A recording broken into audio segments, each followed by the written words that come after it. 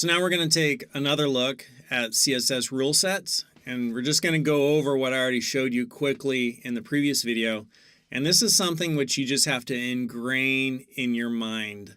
Okay, so you need to know this, and these are the different terms we use to talk about CSS. And so here you can see the HTML document, the structure of our web page, and then here you can see the CSS, the formatting of our web page. And we've connected CSS to HTML with this link, rel style sheet, href main CSS. And you'll see how to do that as we continue building web pages.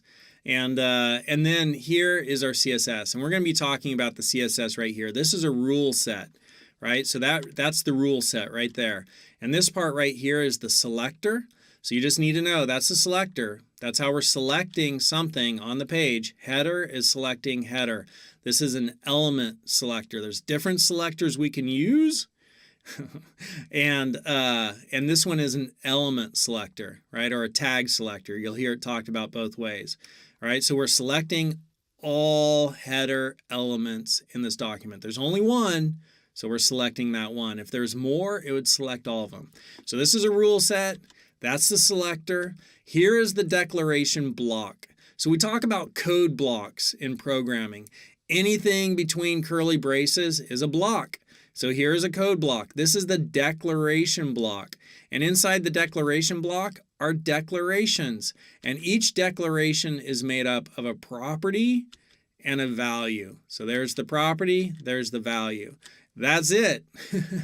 That's what you need to know. So I want you to pause this video, and I want you to look at this right here. And I want you to name each of those parts. All right, so pause the video, name each of those parts.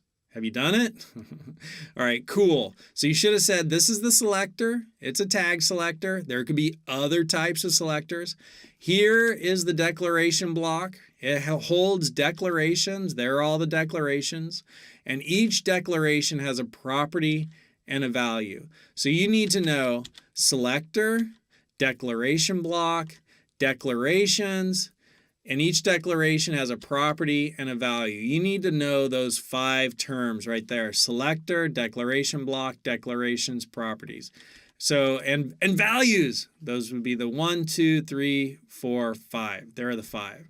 So again, pause the video and just connect each of these terms with the right area over here. And then once you've got that, move on.